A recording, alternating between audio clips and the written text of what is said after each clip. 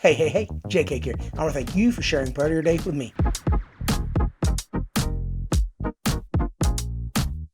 Well, ladies and gentlemen, we took a day off yesterday, but we're going to be back with a doubleheader today.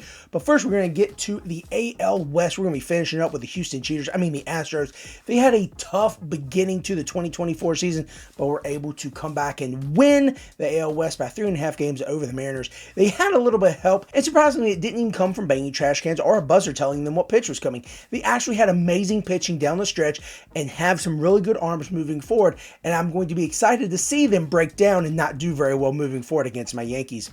I will have to give some credit where credit is due once we get to the pitching staff, but I'm also very glad to see that their offense has completely broken down and lost some of their key contributors. As we get to the team leaders, there's going to be no surprise that you hear Yordan Alvarez and Jose Altuve's name called a lot for several categories, but there's a surprise third name that some people saw coming, some people might be blown out of the water and very confused by. Jose Altuve led the team in at-bats, hits, runs, strikeouts, and stolen bases, while Yordan Alvarez led the team in home runs, total bases, walks, RBIs, on-base percentage, batting average, slugging, and on-base plus slugging.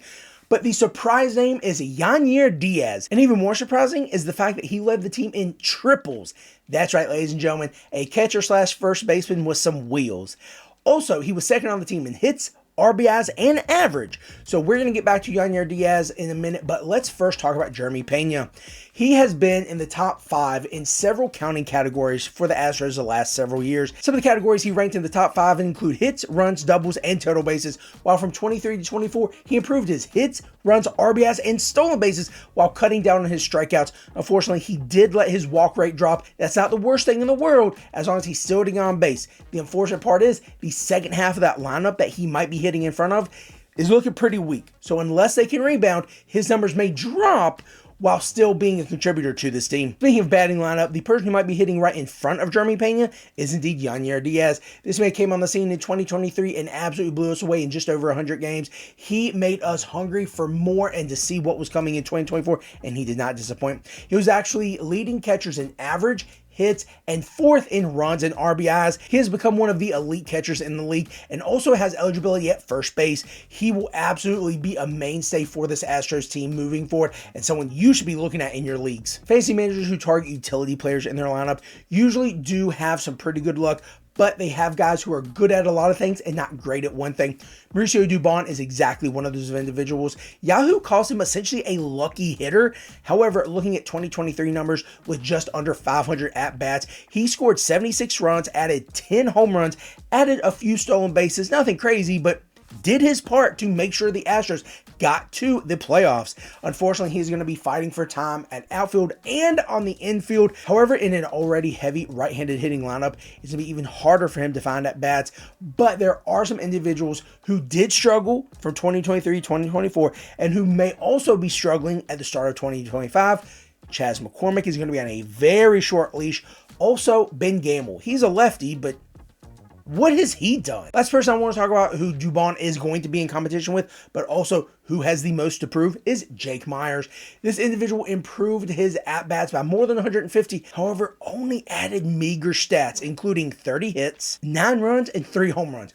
But he did add another 28 RBIs and a few stolen bases. So he did some of his part, but also still trailed the 2023 Mauricio Dubon's numbers by more than 30 batting average points.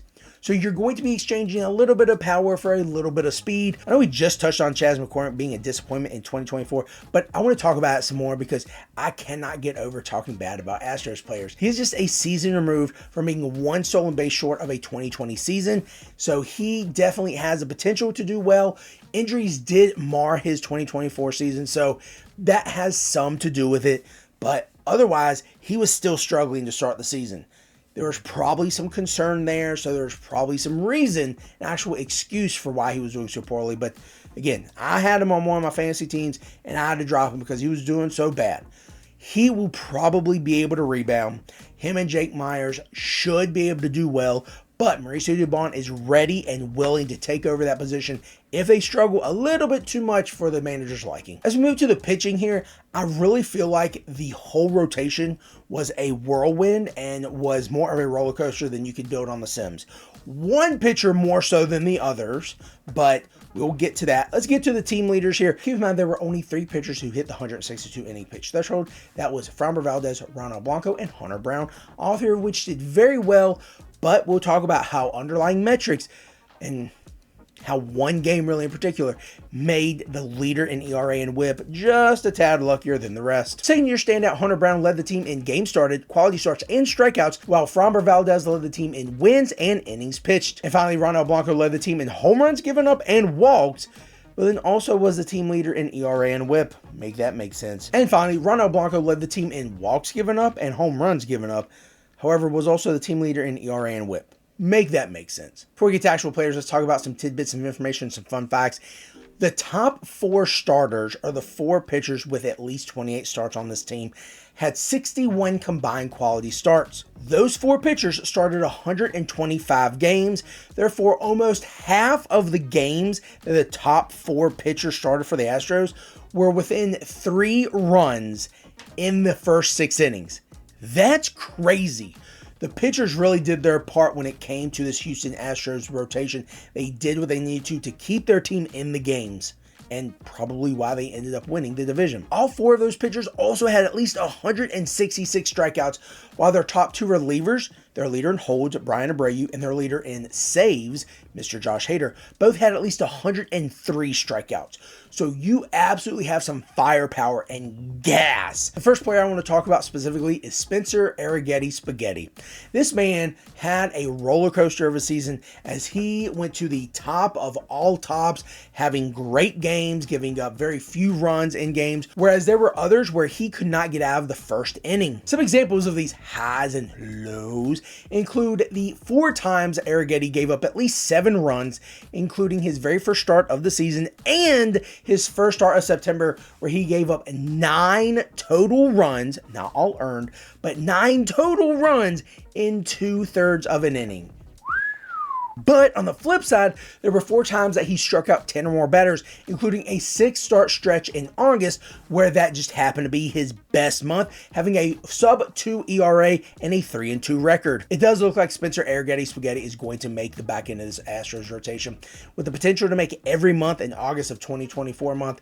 It's worth a late round flyer just to see if he can do it again. The last pitcher we're going to talk about for the Astros came out in 2024 with a bang, having a no-hitter in his first start of the year against the Toronto Blue Jays. Now, they don't have too shabby of a lineup, especially with Vladdy Daddy hitting up there, but he ended up going another 6 innings his next game with no hits, but he did end up giving up a hit and a run to the Texas Rangers in the first inning of his 3rd game. So 15 innings in the books, not a single hit, not a single run, few walks here and there, but nothing crazy.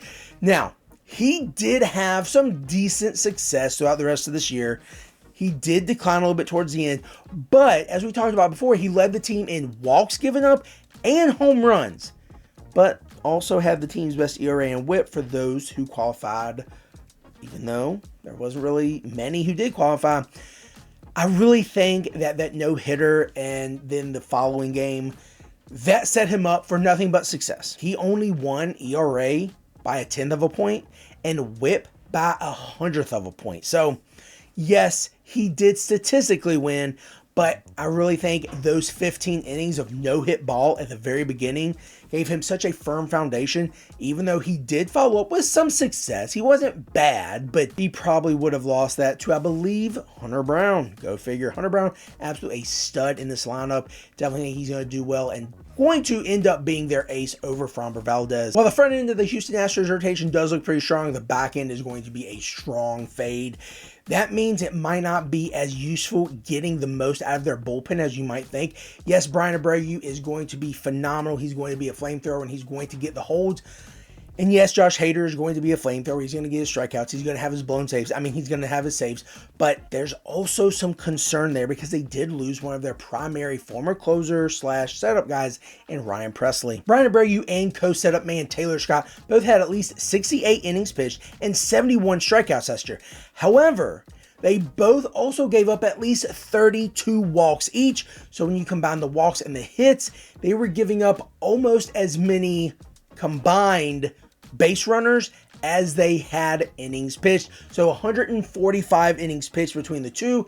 almost 145 hits and or walks. So there's always going to be a base runner. That's concerning because one base runner not going to hurt you too bad, but a base runner and a mistake can either lose you the lead or lose you the game. Something to look forward to are two guys coming back from Tommy John surgery, Christian Javier, who's probably not going to be back till the All-Star break, and Luis Garcia, who's going to be building back up, hopefully joining the rotation midway through the first half, but at very least at the All-Star break. He had his Tommy John in 2023, so there's definitely some more time that he has built up.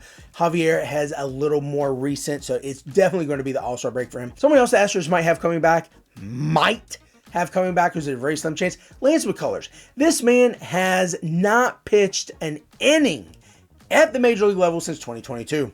What is he doing? He has been on contract and been getting paid to not pitch. Sign me up for that. I can do that. I can do what Lance McCullers has done, at least for the past 2 years.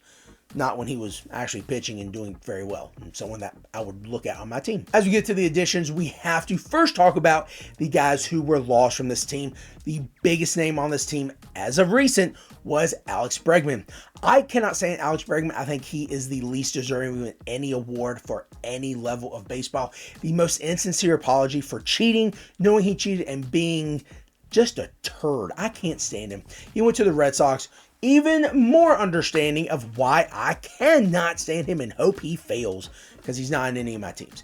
They also lost big time hitter Kyle Tucker. Now, they didn't have him most of 2024 anyway, but this man is dangerous.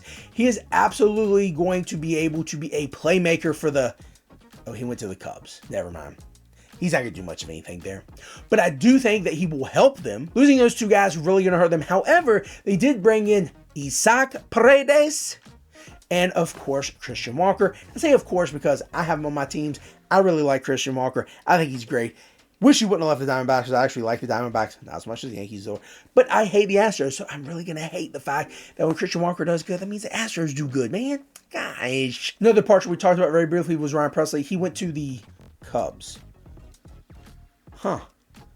Are the Astros just the minor league affiliate for the Cubs now? Another big loss for that pitching rotation was Justin Verlander. And then finally, prospect-wise, the Astros were unable to find a spot for Joey Looper. There goes my dog, Fido.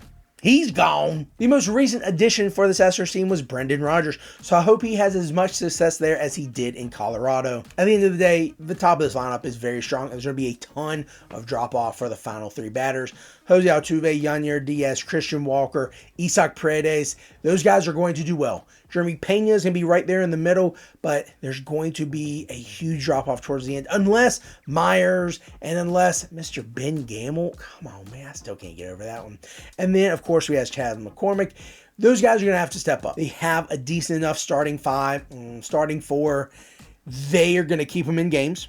The hitting, if sustained over the year, you have some older guys, obviously Altuve, then you're going to also have an older 30-plus-year-old Christian Walker. There's definitely some potential for injury, but there's also potential for resurgence. So as much as I hate to say it, this could be a 100-win team. This could also be an 80-win team. That's going to do it for the AL West. The next team we are going to talk about resides in the AL Central. And that's going to be the Chicago White Sox. We're going to be getting them right in just a second. I'll be honest, there's not a whole lot to say about them, so I really had to struggle to find positives because, I mean, they were record-breaking. But in any case, we're going to end this video, get right into the next video. This is JK, and I want to thank you for sharing part of your day with me.